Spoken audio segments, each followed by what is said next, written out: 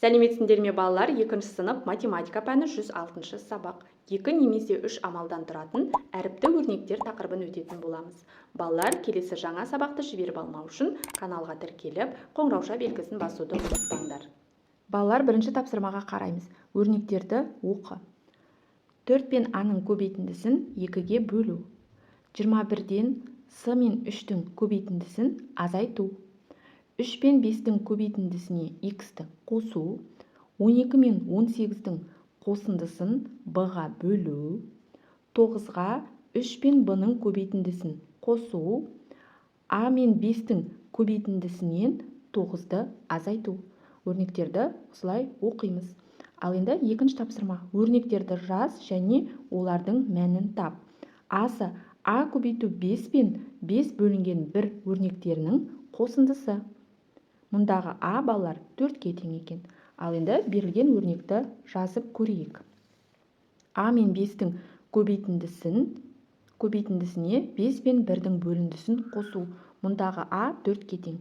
Демек, А-ның орнына 4 санын қосамыз. 4 көбейту 5 қосылған 5 бөлінген 1. 4-ке 5-ті көбейтсек 20, 5-ті 1-ге бөлсек 5 болады. 20-ға 5-ті қоссақ 25 шығады. Келесі А тапсырмасы. 3 көбейту 4 пен 32 бөлінген А өрнектерінің айырмасы. 3 көбейту 4-ке 4-тен 3 бөлінген А-ны азайтамыз. Мұндағы А 4-ке тең. 3-ке 4-ті көбейтсек 12, 32-ні 4-ке бөлсек 8 болады. Яғни 12-ден 8 азайтсақ 4 шығады. Келесі Б-сы. 2 мен С-ның қосындысын 24 пен 19-дың айырмасына көбейту. 2 мен С-ның қосындысын 24 пен 19-дың айырмасына көбейту. Мұндағы С балалар 3-ке тең. Яғни С-ның орнына 3-ті қоямыз. 2-ге 3-ті қоссақ 5 болады. 24-тен 19-ды азайтсақ 5 қалады. 5-ке 5-ті көбейтсек 25 болады. В-сы. 100 пен 64-тің айырмасын 1 мен С-ның қосындысына бөлу. 100 пен 64-тің айырмасын 1 мен С-ның қосындысына бөлу. С-ның орнына балалар 3-ті қоямыз. 100-ден 64-ті азайтсақ 36, 1-ге 3-ті қоссақ 4 болады. 36-ны 4-ке бөлсек 9 шығады. Осылай өрнектердің мәнін табамыз. Үшінші тапсырма. Сызба бойынша есеп құрастыр, есептің шешуін әріпті өрнек түрінде жаз дейді. Балалар, мұнда А килограмм және А килограммнан 3 есе кем килограмм берілген, біз барлығын анықтауымыз керек. Демек, бұлай есеп құрастырсақ болады. Бірінші қорапта А килограмм бар, ал екінші қорапта белгісіз, бірінші қораптан 3 есе кем дейді. Барлығын анықтауымыз керек. Ол үшін шешуі бірінші қорап пен екінші қорапты бір-біріне қосуымыз керек, ал екінші қорап бізде бірінші қораптан 3 есе кем. Демек, А қосу жақша ішінде А бөлінген 3 деп өрнек құрастырсақ болады. Бұл бізде балалар әріпті өрнек. Төртінші тапсырма. Теңдеулерді шеш. X көбейту 3 тең 27. Мұндағы X балалар белгісіз сан, оны анықтау үшін 27-ні 3-ке бөлеміз. X тең 9-ға. X-ті орнына қойып теңдеуді тексереміз. 9 көбейту 3 тең 27, 27 тең 27. Келесі теңдеу. В бөлінген 3 тең 6. Мұндағы B белгісіз, оны анықтау үшін 6-ны 3-ке көбейтеміз. B тең 18-ге. Ал енді B-ны орнына қойып теңдеуді тексереміз. 18 бөлу 3 тең 6, 6 тең 6. Келесі теңдеу. А қосылған 29 тең 5 қосылған 40. Балалар, бұл құрылымы күрделірек теңдеу, оны жай теңдеуге айналдырамыз. 5-ке 40-ты қоссақ 45 болады. Демек, А қосу 29 тең 45 деп аламыз. Мұндағы А белгісіз, оны анықтау үшін 45-тен 29-ды азайтамыз. А тең 16-ға. Ал енді А-ны орнына қойып теңдеуді тексереміз. 16 қосу 29 тең 5 қосу 40. 45 тең 45 деп жазамыз. Бесінші тапсырма. Тапсырманың орында қосындының көбейтіндімен алмастыр. Мұнда С қосу С, қосу С, қосу С, қосу С, қосу С. Яғни С әрпі 6 рет алынған, 6 рет қосылған. Демек, оны көбейтумен алмастыратын болсақ, С көбейту 6 деп жазсақ болады. Ал енді көбейтіндіні қосындымен алмастыр. 24 көбейту 3, Б көбейту 5, 100 көбейту 5 көбейтінділерін біз қосумен алмастырып жазуымыз қажет. 24 көбейту 3 тең 24 қосу 24 қосу 24 деп аламыз. Яғни 24 санынан 3 рет аламыз. Келесі b көбейту 5. Яғни b-дан біз 5 рет алуымыз керек. b қосу b, қосу b, қосу b, қосу b. Келесі 100 көбейту 5. Мұнда 100 санынан 5 рет аламыз. 100 қосу 100, қосу 100, қосу 100, қосу 100 деп көбейтіндіні қосындымен алмастырып жазсақ болады. Ал енді 6-шы тапсырма. Ұзындығы 21 бөлінген а сантиметрге тең кесіндіні сыз.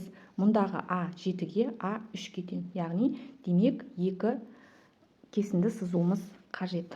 Ол үшін аның орнына 7-ні және 3-ті қоямыз. 21 бөлінген 7 тең 3, яғни 3 сантиметр кесінді сызамыз. Келесі 21 бөлінген 3 тең 7, яғни 7 сантиметрлік кесінді сызамыз. 7-ші тапсырма салыстыр. 26 азайту 19, 7 қосылған 4 дейді. Балалар, 26-дан 19-ды азайтсақ 7 қалады, 7-ге 4-ті қоссақ 11 болады. Демек 7 қосу 4 бізде артық.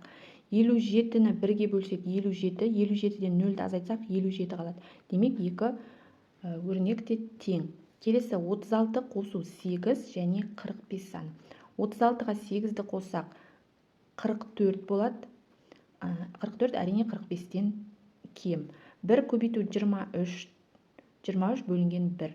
23-ті 1-ге бөлсек те, 1-ге көбейтсек те сол санның өзі шығады, сондықтан да бұл 2 өрнек тең болады. Ал енді 8-ші тапсырма. Амалдардың орындалу ретін анықтап, дәптерге көшіріп жаз. Мұндағы а тең 5-ге, x тең 19-ға, b тең 9-ға, с тең 18-ге деп алып, өрнектердің мәнін тап дейді.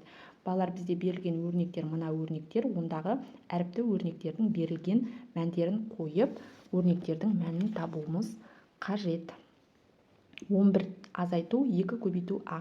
Мұндағы а балалар 5-ге тең. Ал енді аның орнына 5-ті қоямыз. 11 азайту 2 көбейту 5. Балалар, бірінші көбейту амалы орындалады. 2-ге 5-ті көбейтсек 10 болады. 11-ден 10-ды азайтсақ 1 қалады. Келесі 9 қосылған x бөлінген 4. Мұндағы x 19-ға тең. Ал енді x-дің орнына 19-ды қоямыз. 9-ға 19-ды қоссақ 28 болады. 28-ді 4-ге бөлсек 7 шығады. Келесі 9 көбейту 2 азайту b. Мұндағы b 9-ға тең. Бірінші көбейту амалы орындалады. 9-ды 2-ге көбейтсек 18. 18-ден 9-ды азайтсақ 9-дың өзі шығады. Келесі 36 азайту с бөлінген 2. Мұндағы с 18-ге тең. Бірінші бөлу амалы, сонан соң азайту амалы орындалады. 18-ді 2-ге бөлсек 9, 36-дан 9 азайтсақ 27 қалады екен. 9-шы тапсырма. Ойлан тап. Сәуленің атасынан сіз неше жастасыз деп сұрады. Атасы, егер менің жасымды 7 есе кеміткенде шыққан санды 7-ге кемітсең 3 шығады. Менің жасым нешеде екенін өзің таба ғой, деді. Сәуленің атасы неше жаста екенін анықтауымыз керек. Балалар, Сәуленің атасының жасын x деп аламыз. Яғни, егер менің жасымды 7 есе кемітсе, сол шыққан санды 7-ге кемітсе 3 шығады дейді. Яғни, x бөлінген 7 азайту 7 тең 3 деп теңдеу құрып аламыз. Мұндағы x бұл Сәуленің атасының жасы. Ал енді, мына 7 санын теңдеудің келесі бетіне өткізуіміз керек. Ол үшін x бөлінген 7 тең 3 қосылған 7 деп өткіземіз. Яғни, мұнда азайту болса, келесі теңдеудің мына бетіне өткенде қосу болып өтеді. x бөлінген 7 тең 10 болады. Ал енді x-ті анықтау үшін 10-ды 7-ге көбейтеміз. x тең 70-ге. Демек, Сәуленің атасының жасы 70-ге тең екен. x-ті теңдеуді тексеріп көреміз. x-ті орнына қоямыз. 70 бөлінген 7 азайту 7 тең 3. 70-ті 7-ге бөлсек 10 болады. 10-нан 7-ні азайтсақ 3 қалады. 3 тең 3. Демек, жауабы Сәуленің атасы 70 жаста екен. Балалар, осымен бүгінгі біздің сабағымыз аяқталды. Барлық тапсырмалар сендерге түсінікті болды деген ойдамын. Келесі жаңа сабақта кездескенше сау болыңдар.